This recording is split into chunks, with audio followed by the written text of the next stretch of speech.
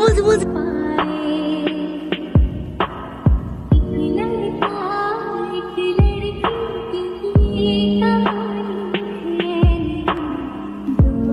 এ আবার কোন হয়ে যাস পা রাস্তার মাঝে ভ্যান নিয়ে দাঁড়িয়ে আছে। এই সময় তার সাথে কোনো জ্ঞান আছে?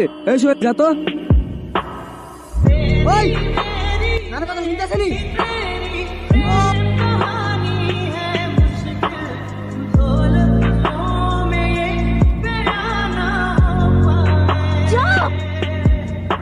পুলিশের দল সব।